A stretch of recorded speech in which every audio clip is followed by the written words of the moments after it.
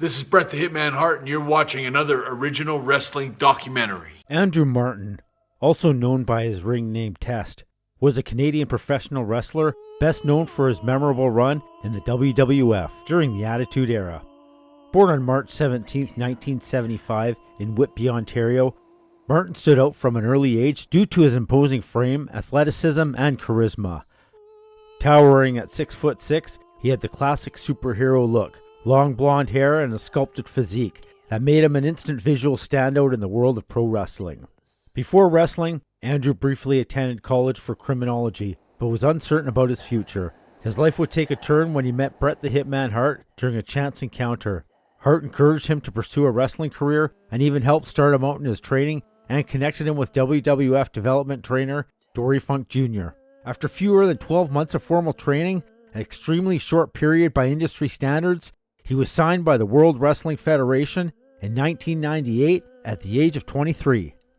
Andrew made his television debut as Test, initially appearing as a bodyguard for the band Motley Crue during a special Raw as War segment. From there, he was quickly incorporated into a major storyline involving Triple H, Stephanie, and Vince McMahon, wrestling in front of millions of viewers each week during the company's most successful financial and ratings era, the Attitude Era. His fast-track rise made him one of the company's brightest prospects, and many fans and critics believed he was destined to become a main event level star. One of his most defining features was his devastating big boot, often cited by peers and fans alike as one of the best in the business, combined with a solid moveset for a man his size, including the pump handle slam, diving elbow drop, and powerful clotheslines. Andrew had all the physical tools needed for superstardom. Despite his early success, his career soon met internal obstacles. Andrew was known for speaking his mind and not playing politics backstage, which reportedly led to friction with producers and agents. Rather than being rewarded for his honesty and intensity, his unwillingness to play the game resulted in a halted push, and he was gradually relegated to the mid-card, often using tag teams or undercard feuds that didn't fully showcase his potential. Over the years, he became a European champion, hardcore champion, and had a short but notable run with the Tag Team Championships, teaming with the likes of Booker T, Albert, and Lance Storm. Though he never captured a world title, Andrew remained a reliable performer and had a fan base that appreciated his raw power and no-nonsense presentation. After his initial WWF run ended in 2004, Andrew wrestled for various independent promotions, including appearances in Total Nonstop Action Wrestling in 2007 using his real name. He also worked internationally, including stints in Europe and on the Canadian indie circuit, where he tried to reinvent himself and stay active despite lingering injuries and personal struggles. In 2006, Test made a surprise return to the WWE. However, this comeback was short-lived. Years of accumulated concussions, back injuries, and wear and tear had begun to take a toll on his physical and mental health. While the company was making cutbacks and the owners making millions, he was quietly released from his WWE contract in early 2007 in order to save money. Unfortunately, like many wrestlers of his era, Andrew turned to painkillers and other substances as a form of self-medication for his chronic injuries and mental stress. His career outside the ring was marked by attempts to recover, including a reported stint in WWE's rehab program. But the battle with addiction proved difficult. On March 13, 2009, just 4 days shy of his 34th birthday, Andrew Martin was found dead in his apartment in Tampa, Florida, due to an accidental overdose of oxycodone. His sudden death shocked the wrestling world and reignited debates over wrestler health, concussion protocols, and long-term support for talent after their in-ring careers. Though gone far too soon, Andrew Martin left a legacy of what could have been. A performer with the look, the talent, and heart to become a household name, but who never got the consistent opportunity to fully showcase it on the biggest stage. This is the story of Test. And another wrestler has tragically died. Andrew Martin, who was known as Test during his multiple stints in the WWE, was found dead in his home this past weekend. Will Davis has more on the unfortunate trend in the world of wrestling. I won't scream aloud in the night. I'm the blood stain on the staircase. I'm the fear in your eye. I'm dead by the light. I'm a knife in your back. I'm rage. I'm the racer in the night. Andrew James Robert Patrick Martin was born on March 17, 1975, in Whitby, Ontario, a quiet, working-class suburb east of Toronto. Tall from a young age, with a naturally athletic build, Andrew stood out physically, but those who knew him best recall a soft-spoken, respectful kid who rarely drew attention to himself. He wasn't the loudest in the room, but he had a quiet confidence and maturity that set him apart. His upbringing was stable, rooted in middle-class values, and shaped by a calm, disciplined household. There was no sign yet that he was destined for the bright lights of television or the chaos of a wrestling ring. Andrew attended Anderson Collegiate Vocational Institute in Whitby, where he quickly made a name for himself on the basketball and volleyball courts.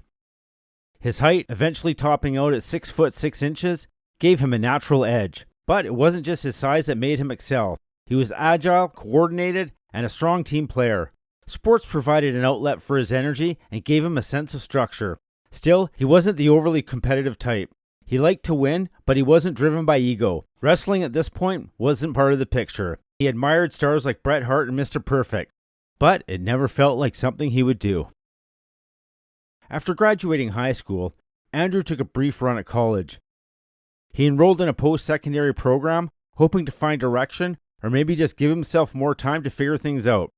But the classroom didn't hold his interest. He wasn't rebellious, just disinterested. It didn't feel like a fit. He dropped out and did what many young men in his position would do. He went to work. Through a series of odd jobs, Andrew began carving out a niche for himself in Toronto's nightlife scene. With his size and calm, serious demeanor, he was a natural fit for security work. He began bouncing at clubs and events, working the doors at various venues across the GTA.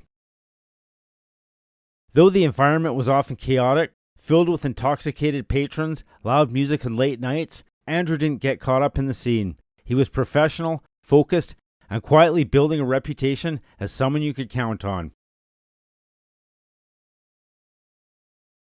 While either working security or grabbing a meal, reports differ. Andrew found himself inside Planet Hollywood, a celebrity-themed restaurant that exploded in popularity during the 90s. It was a place where memorabilia lined the walls and stars frequently stopped by when in town. On this particular night, one of Canada's biggest stars happened to be there, Bret the Hitman Hart. Bret Hart, then a top WWF superstar and a Canadian wrestling icon, immediately noticed the massive young man across the room. He saw not just size, but presence. Something about Andrew struck him, a calm intensity and raw potential. They struck up a conversation. Andrew wasn't a wrestling hopeful. He wasn't training or chasing a dream. He was just working, living, and staying out of trouble. But Bret Hart saw something more. The two talked for a while, and by the end of the conversation, Hart extended a life-changing offer. If Andrew could make it out to Calgary, Hart would personally train him, free of charge. No promises of superstardom. Just an open door to a world that Andrew had never truly considered. It was unexpected, it was improbable, and it was real. That moment inside Planet Hollywood marked the true beginning of Andrew Martin's transformation. He didn't find wrestling, it found him. In that conversation with Bret Hart, the drifting years came into focus. He suddenly had a purpose, direction, and a mentor. Long before the lights, the music, and the name Test, there was just Andrew, a towering quiet kid from Whitby who took a job bouncing to get by. The handshake he shared with Bret Hart that night wasn't just a stroke of luck, it was destiny. It was a first step in a journey that would take him from the streets of Toronto to arenas around the world. Andrew didn't hesitate. After the encounter with Bret Hart, he boarded a Greyhound bus with nothing but a duffel bag, a pair of boots, and $175 to his name. I left Ontario with my last $175 and never looked back, he would later say. His destination was Calgary, a city he had never been to, with no job, no place to stay, and no real understanding of the punishment that awaited him. But what he lacked in experience, he made up for in grit. Andrew quickly found himself training under Bret Hart, Leo Burke, and Dory Funk Jr. He was a raw bouncer with no pedigree, but he was humble and hungry, sleeping on gym floors and surviving on tuna and instant noodles. He trained alongside names like Edge, Christian, and Val Venus, grinding it out in bitter gyms and low-rent community centers. Bret Hart later stated, "I found myself reluctantly wrapping my knees and lacing up my boots so I could wrestle Andrew on my precious days off. That day, Andrew went from dreaming of being a wrestler to actually working with the WWF World Champion in his home. By late 1997, Andrew had begun working shows under the name Martin Kane, mostly for the International Wrestling Alliance out of Manitoba. His trail reads like a map of Canada's coldest towns: Portage-la-Prairie, The Pas, Swan River, places where the ring barely fit into the bingo hall. On October 26, 1997, he competed in a battle royal featuring Jim Brunzell and others, and later that night, he beat Jamal Hughes in front of a sparse crowd, likely still smelling of cigarettes, smoke, and draft beer. He wasn't making much, $50 here, maybe $75 there, but what he was earning was more valuable: experience, toughness, and visibility. In early 1998, Andrew was signed to a WWF development deal. Unlike Edge and Christian, who were sent to Memphis, Andrew was placed on a traveling loop of dark matches and dojo-style conditioning tours throughout the northeastern United States and Canada. That summer, he started making the rounds with the World Wrestling Alliance. On May 15 and 16th, he teamed with Emery Hale in Massachusetts, defeating teams like George Phillips and Vic Grimes. By August, he was working against Edge and Salem, then facing Giant Silva twice and losing to the Hardy Boys in Quincy. He wasn't being protected in these matches. He was taking losses, learning pacing, and adapting to the WWF style. He wrestled undercard names like Bart Gunn and El Fuego, often in high schools and National Guard armories. His rate hovered around $250 a show, barely enough to cover gas and food. But Andrew's breakout came fast.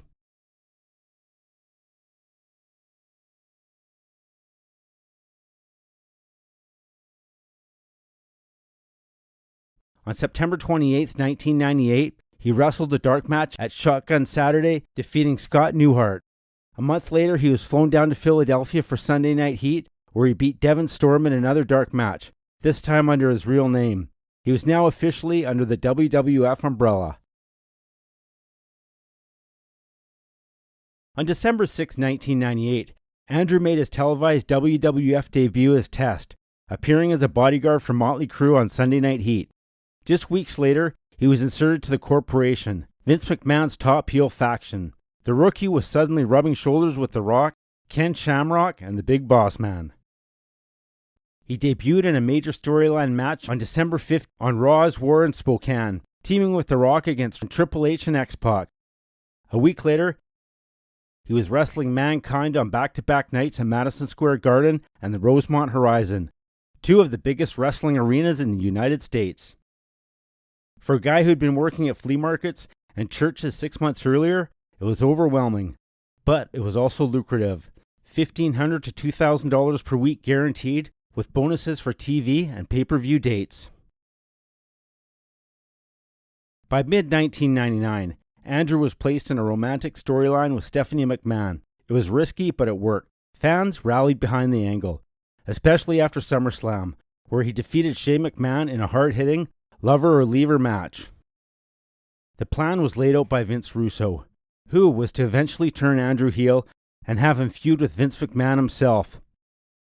But Vince McMahon and Triple H decided the storyline would instead propel Triple H into main event status.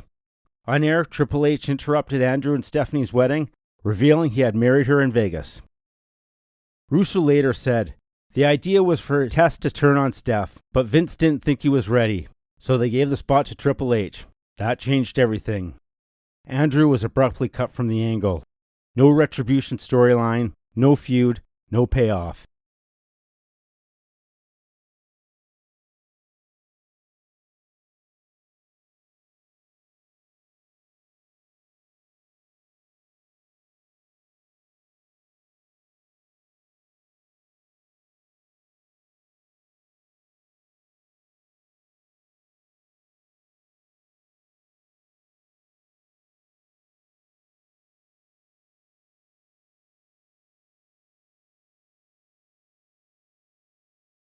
Behind the scenes, he developed a reputation for questioning creative, clashing at times with Michael Hayes and Bruce Pritchard, not to the point of being blackballed, but enough to be labeled not easy to work with.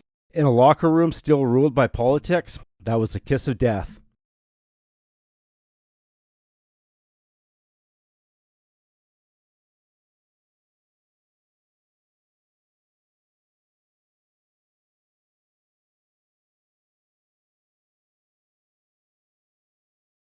Through 2000, he floated in and out of storylines. He was paired with Prince Albert and later Trish as part of TNA. Though the team had chemistry, the booking was uneven. Andrew suffered an ankle injury early in the year that derailed the potential Intercontinental title push. He returned later that year to win the WWF Tag Team Championship with Albert. But by the end of 2000, his stock had cooled. Despite the height, the look, and the crowd reactions, the window was closing. Creative simply didn't know what to do with him anymore. Andrew had all the tools to be a main event player. Size, charisma, in-ring growth, and connections. Bret Hart saw it. Vince Russo saw it. Fans saw it. But timing, injuries, politics, and shifting storylines pushed him off course. He went from sleeping on gym floors in Manitoba to nearly marrying the boss's daughter live on TV. But in wrestling, almost is a heavy word. Andrew won his first singles title on January 17, 2000. Behind the scenes, he was excited but cautious. He understood the title didn't guarantee long-term elevation. Around this time, he began experiencing mild post-concussion symptoms, headaches, fogginess, mood swings that would later be linked to early-stage CTE. But like most wrestlers in that era, he ignored the warning signs and kept pushing forward. The quick loss hurt his credibility. His reign ended at a house show. He felt the rug had been pulled out again. Later that year, he captured the WWF European Championship from William Regal. This reign lasted longer and was seen by insiders as a soft reset for Andrew. Another test, no pun intended, to see how he'd handle responsibility with a mid-card title. He worked solid matches and was praised for his improved cardio and ring pacing, but he was also struggling with chronic back pain, often requiring cortisone injections before televised matches. Several wrestlers later recalled that Andrew would sometimes slump over in the locker room, holding his head or neck between matches, or trying to walk it off. Though not a prestige belt, the European title gave him more mic time and helped rebuild his confidence. Internally, the company still wasn't convinced he was main event material. One of Andrew's more underrated runs came in 2002 when he teamed up with Booker T to capture the World Tag Team Championships. The pairing worked. However, by this point, Andrew's reputation backstage was mixed. He'd begun speaking even more candidly about creative frustrations. According to several agents, including Fit Finlay and Arn Anderson, Andrew didn't play the game. He didn't kiss up to writers, and he occasionally declined spots he thought were demeaning or illogical, in a locker room where politics often mattered more than talent. While still respected by peers for his dedication and work ethic, Andrew's internal standing suffered. Writers were hesitant to build around him. Still, his work in the tag division with Booker earned him fan praise and kept him active on TV during a transition period for the company.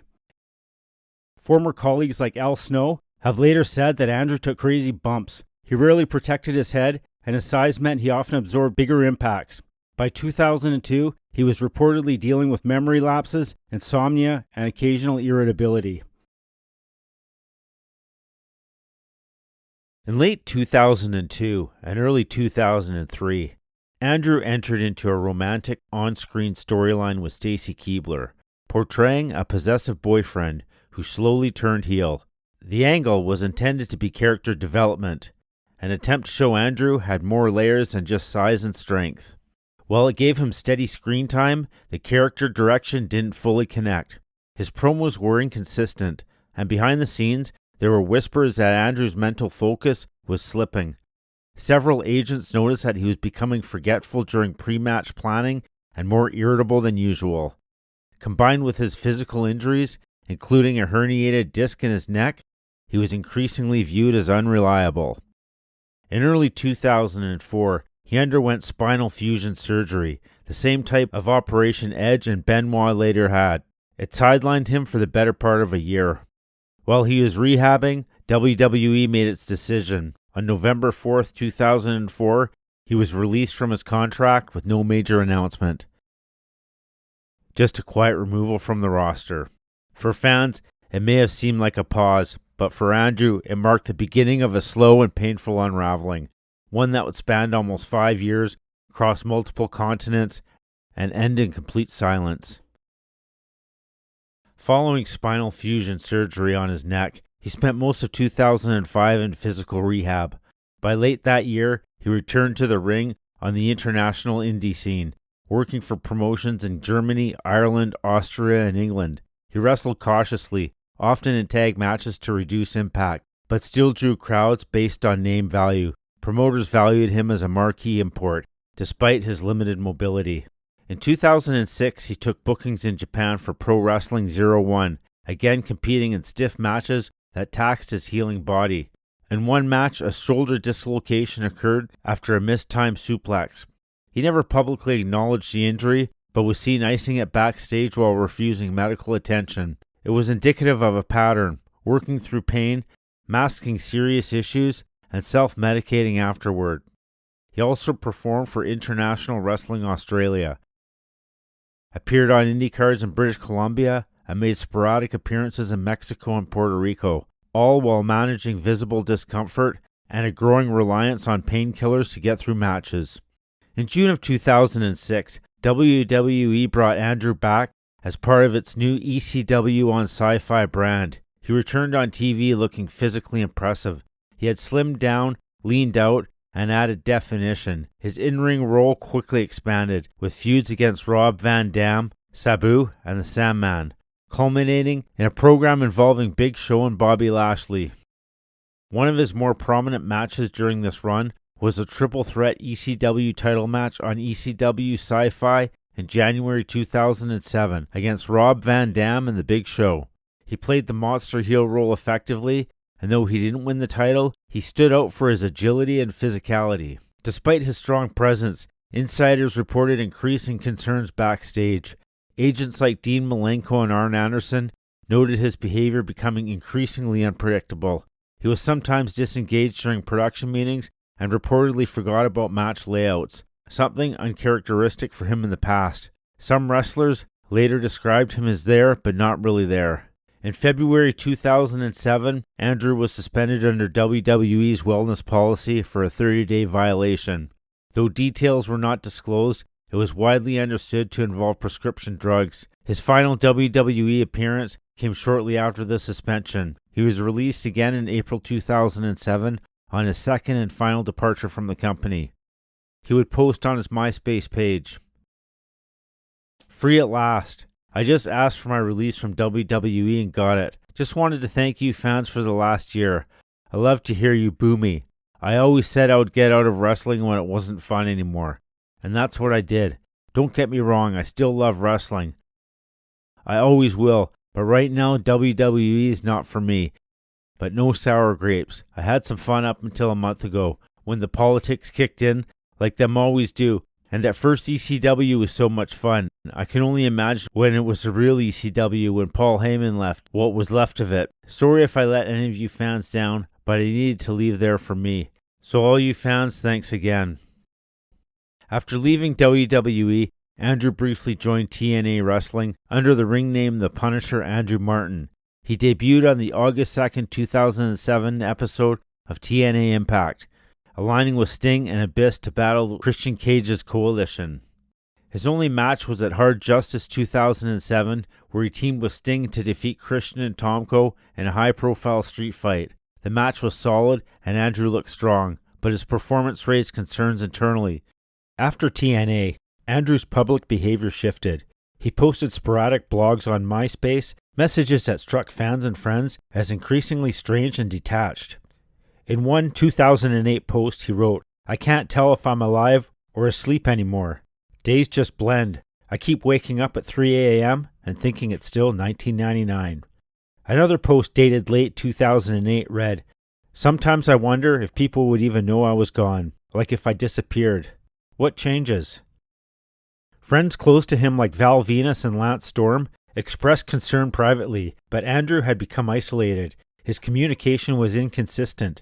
He ignored phone calls and disappeared between short indie gigs. His substance abuse also escalated. On September 14, 2007, he was arrested in Tampa for DUI after officers observed erratic driving. Police found unprescribed oxycodone and soma in his system. A second arrest occurred on April 5, 2008 in Pasco County, again related to DUI and prescription drugs. In August 2008, Andrew entered into rehabilitation in West Palm Beach. After completing the program, he began promoting himself as a fitness coach and personal trainer. He launched a YouTube channel and uploaded transformation videos to showcase his progress. In the footage, he appeared healthy and focused, but off camera, sources say he was still battling insomnia, memory loss. His final interview was given in January 2009 on a now defunct podcast. He spoke briefly about his training business and staying in shape, but dodged questions about a wrestling return. When asked about his legacy, he said, "I don't think I'll be remembered. I wasn't a main event guy, but I had my moments. I guess that's all you can get sometimes." On March 13th, 2009, 4 days before his 34th birthday, Andrew was found dead in his Tampa condo. Neighbors had not seen him for days and called police. When officers entered, they found him slumped on the couch, the television was on, and a half-eaten pizza and soda on the table. The Hillsborough County Medical Examiner confirmed the cause of death as an accidental overdose of prescription drugs. Later in 2009, Dr. Bennett Omalu, a forensic concussion expert, examined Andrew's brain. The results showed severe CTE. He described the damage as extensive, likely stemming from years of unprotected chair shots, concussions, and the physical nature of wrestling during the Attitude Era. Bret Hart would state, "Death brought Andrew and I back together when we saw each other at Brian Crush Adams' funeral 2 years ago. It was during that sad, dark time that I started hearing that Andrew was having prescription problems again, and I was fearful he might be next. We renewed our friendship and stayed in touch. Andrew Martin was a good man, and I truly liked him. He was always respectful and kind whenever I saw him. I always felt he had a good heart. When I saw him at Brian's funeral, I was afraid he might be next. I hate being right about things like that." That was the story of Andrew Test Martin.